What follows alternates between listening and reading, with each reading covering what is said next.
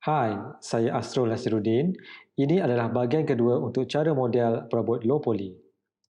Dalam bahagian satu, kita dah belajar cara untuk model kerusi single. Dalam bahagian dua, kita akan belajar cara untuk model kerusi panjang, meja dan juga kapet. Untuk kerusi panjang, kita cuma perlu duplicate kerusi single yang telah kita buat. Jadi, tekan Shift D untuk duplicate satu kerusi single, kemudian renamekan dia kepada chair long. Kita select chair long dengan right click pada layer chair long dan pilih select object.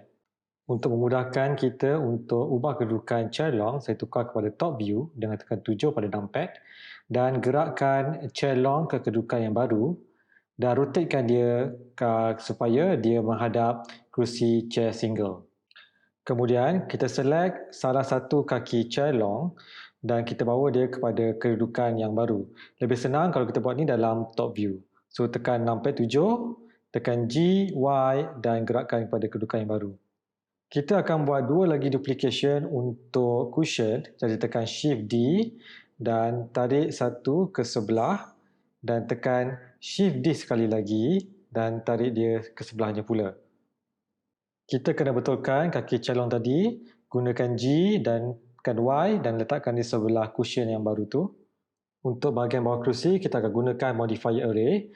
Saya hidekan dulu bilik isometric dan juga chair single 1 dan 2. Ini untuk mudahkan kita fokus pada chair long. Kemudian pergi pada add modifier dan pilih array.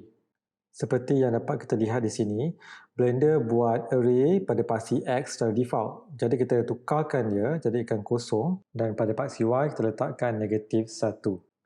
Untuk nilai count kita letakkan di 3 kerana kita nak 3 bahagian bawah kerusi. Untuk bahagian belakang pula, kita akan buat proses yang sama. Select objek tu, kemudian pergi pada add modifier dan pilih array.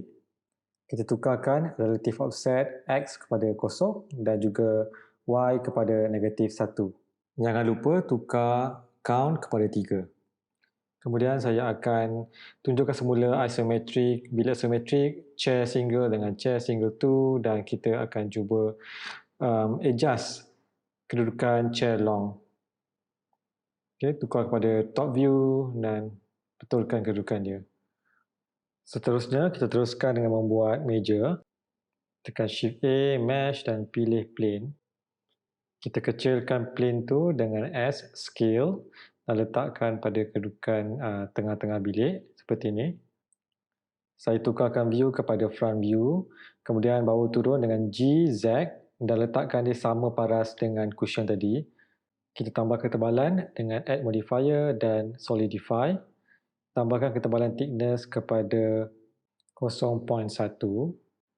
Untuk bahagian bawah meja pula, kita akan duplicate bahagian atas ni, tekan Shift D, duplicate dan kemudian kita scale downkan dia, tekan S, scale, kita kecilkan sikit size dia dan pada front view tekan G, Z dan bawa dia ke bawah. Saya rasa bahagian bawah ni tak perlu tebal sangat, jadi saya akan kurangkan dia punya thickness. Kita ubah thickness pada solidify modifier ni, letakkan dalam value 0.05. Bagi kaki meja ni pula, kita akan duplicate bahagian atas, Shift D sekali lagi dan scale downkan dia, tekan S scale, dia kecilkan sampai macam saiz kaki meja dan gerakkan dia kepada penjuru meja dengan menggunakan G. Saya gunakan wireframe view untuk periksa kedudukan dia supaya betul. Dari pandangan sisi, kita akan turunkan dia, tekan GZ, bawa dia lebih kurang kat bawah meja tu. Dan kemudian ubah nilai thickness supaya kaki meja tu dia sentuh permukaan lantai. Untuk kaki lain, saya cuma perlu tukar kepada top view dan kita duplicate sekali lagi, Shift D, duplicate dan saya gerakkan pada paksi X ke kiri, okay, untuk kaki kiri. Saya select kedua-dua kaki tadi, okay, dan kemudian tekan Shift D sekali lagi dan gerakkan dia pada paksi Y, GY dan gerakkan kepada paksi Y. Meja dah siap, sekarang kita cuma perlu kemaskan scene collection kita. Jadi saya akan buat satu collection baru dalam scene collection. Right click dalam outliner, pilih new dan kita renamekan collection 6 tu kepada coffee table. Kita pindahkan semua plane yang kita gunakan untuk buat coffee table tadi ke dalam collection coffee table. Okay, saya expandkan chair long dan select plane 1, plane 2, plane 3, plane 4, plane 5 dan klik dan drag masuk dalam collection coffee table. Saya lebih suka fail kerja saya tersusun, jadi saya akan renamekan balik semula. Okay, nama-nama plane tu mengikut objek yang saya dah buat.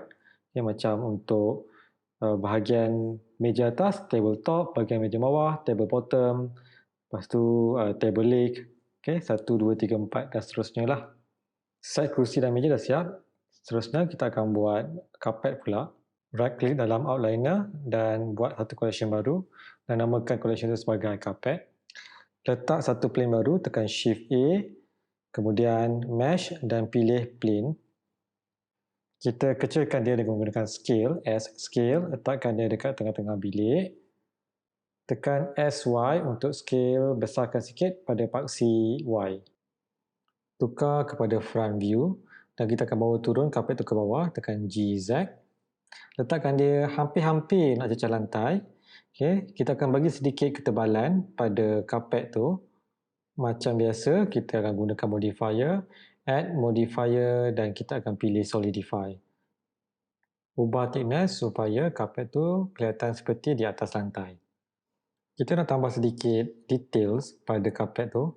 Kita nak tambah macam ada rambu-ramba. Saya tak pasti nama dia rambu-ramba ke tak. Okay, benda yang ada dekat hujung karpet, okay, benda berjuntai tu. Jadi gunakan mesh dan buat plane. Kecilkan dia dengan scale, scale dan letakkan dia pada penghujung karpet. Tekan G dan letakkan di situ. Kita akan scalekan dia pada paksi X. Jadi tekan SX, okay, supaya dia nampak tipis, lebih kurang macam ni. Tekan G dan letakkan dia pada tepi penghujung karpet. Okey, kita nak dia ada banyak di sini. So untuk tu kita boleh gunakan modifier array untuk clonekan dia. Jadi pergi pada add modifier dan pilih array. Okay, untuk count kita letakkan lebih kurang dalam 33. Kita akan tengok macam mana jarak dia nanti.